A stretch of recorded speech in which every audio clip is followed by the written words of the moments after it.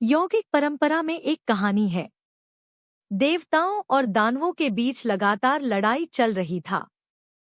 जब लड़ाइयां बार बार होने लगी और कई मारे जाने लगे, तो उन्होंने समुद्र के अंदर छिपे जीवन के रस या अमृत को बाहर लाने और उसे अपने बीच बांट लेने का फैसला किया, ताकि वे दोनों अमर हो जाएं और वे खुशी खुशी लड़ाई कर सकें। युद्ध इतना भयानक इसलिए है क्योंकि उसमें बहुत मौतें होती हैं। अगर मौत से निपट लिया जाए तो युद्ध एक शानदार चीज है। उन्होंने आपस में हाथ मिलाते हुए समुद्र का मंथन करने का फैसला किया।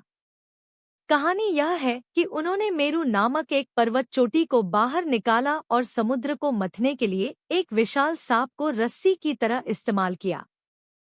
जब उन्होंने मंथन शुरू किया तो अमृत या जीवन रस की बजाय समुद्र की गहराई से एक घातक जहर निकला। उसे हलाहल कहते थे।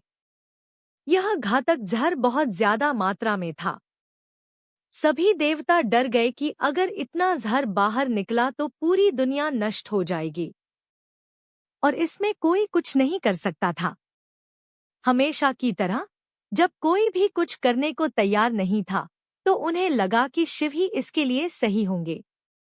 उन्होंने शिव को बुलाया और उन्हें दिखाया कि किस मात्रा में जहर निकल रहा है। अगर यह फैला तो जीवन नष्ट हो जाएगा। आपको कुछ करना होगा। हमेशा की तरह अपनी चिंता किए बिना वह उस जहर को पी गए। उनकी पत्नी पार्वती ने यह देखा तो जाकर उनकी गर्दन पकड़ ली, तो वह उनके गले तक ही रुक गया और उनका गला नीला हो गया। सावन का महीना शिव भक्तों के लिए बेहद खास होता है। इस महीने हर तरह महादेव की जय जयकार होती रहती है और शिव भक्त आशीर्वाद लेने के लिए शिव मंदिर जाते हैं। सावन के खास मौके पर हम आपको ऐसे शिव मंदिर के बारे में बताएंगे जो हिमालय पर्वतों के तल में बसा हुआ है। इस मंदिर में भगवान शिव के दर्शन करने से सभी कष्ट दूर होते हैं और भगवान शिव का आशीर्वाद भी मिलता है। यह मंदिर है ऋषिकेश में स्थित नीलकंठ महादेव मंदिर। इस मंदिर के बारे में बताया जाता है कि भगवान शिव ने इसी स्थान पर समुद्र मंथन से निकला विष ग्रहण किया गया था। आइए जानते हैं इस मंदिर के बारे में खास बातें। विष भगवान शिव के गले में ही अटक गया, जिसकी वजह से उनका गला नीला पड़ गया और फिर महादेव नीलकंठ कहलाए।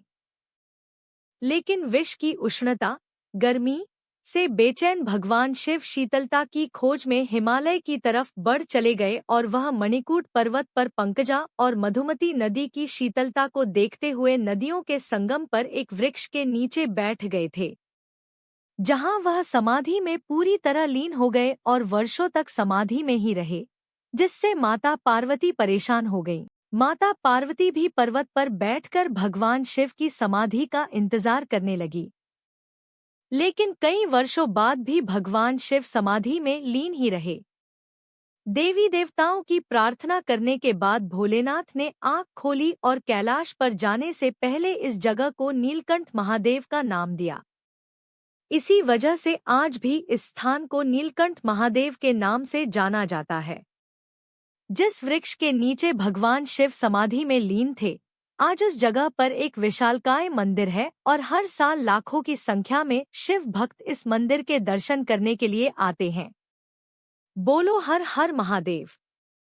अगर आप शिव जी के सच्चे भक्त हैं तो सब्सक्राइब जरूर करना और जय भोलेनाथ कमेंट में जरूर लिखना। बोलो भक्तों हर हर महादेव।